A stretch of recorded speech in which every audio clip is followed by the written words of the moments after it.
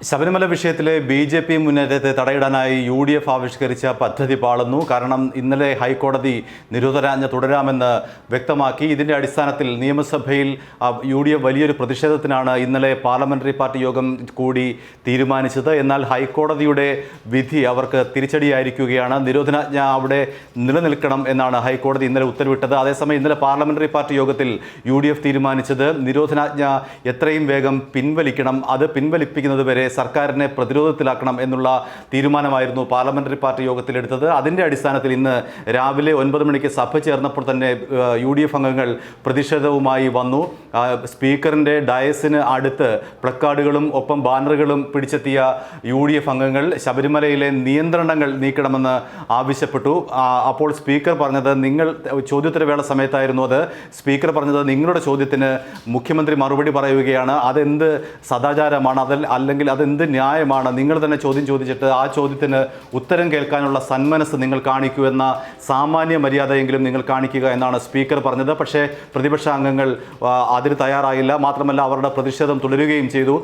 ശബരിമലയിലെ പോലീസ് രാജ് അവസാനിപ്പിക്കുക എന്ന നിലയിലാണ് ഇന്നത്തെ പ്ലക്കാർഡുകൾ എന്നതും പ്രത്യേകം ശ്രദ്ധേയമാണ്.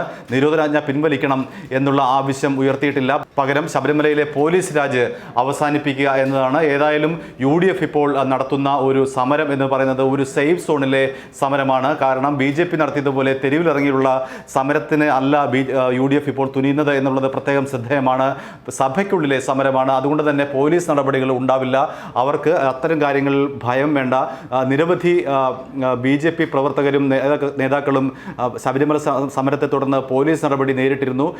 ഇത്തരമൊരു സമരം വഴി UDFന് അത്തരം പോലീസ് നടപടികളെ ഒഴിവാക്കുകയും ചെയ്യാം. മാത്രമല്ല പരമാവധി മാധ്യമ ശ്രദ്ധയും നിയമസഭയിലെ സമരം വഴി UDFന് കിട്ടുമെന്നാണ് അവരുടെ സ്വയം വിലയിരുത്തൽ. അതിൻ്റെ അടിസ്ഥാനത്തിലാണ് ഇന്ന് സഭ തുടങ്ങിയപ്പോൾ തന്നെ ശബരിമല വിഷയത്തിൽ പ്രതിഷേധവുമായി UDF അംഗങ്ങൾ ബഹളം വെച്ചത്. ഇന്നലത്തെ പാർലമെന്ററി പാർട്ടി യോഗത്തിൻ്റെ അടിസ്ഥാനത്തിലായിരുന്നു ഇത്തരമൊരു ബഹളം. പക്ഷേ അവരെ പ്രതിരോധത്തിലാക്കുന്ന ഏറ്റവും വലിയ പ്രശ്നം ഇന്നലെ ഹൈക്കോടതി പോലീസ് നടപടികൾ അല്ലെങ്കിൽ പോലീസ് നിരോധനാജ്ഞ അവിടെ തുടരാം, പോലീസിൻ്റെ നടപടികൾക്ക് ഒരു 3 അംഗ സമിതിയുടെ മേൽനോട്ടമുണ്ടാകും. അതുകൊണ്ട് തന്നെ പോലീസ് ചില നിയന്ത്രണങ്ങൾ വേണോ വേണ്ടയോ എന്ന് തീരുമാനിക്കുന്നത് ഈ 3 അംഗ സമിതിയായിരിക്കും.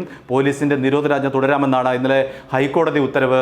അതുകൊണ്ട് തന്നെ ഹൈക്കോടതി ഉത്തരവ് UDFനാണ് ഏറ്റവും വലിയ പ്രഹരം. അവരുടെ ഭാവി പദ്ധതിക്കാണ്, ശബരിമലയുമായി ബന്ധപ്പെട്ട ഭാവി പദ്ധതിക്കാണ് ഇന്നലത്തെ ഹൈക്കോടതി വിധി തടയിട്ടിരിക്കുന്നത്.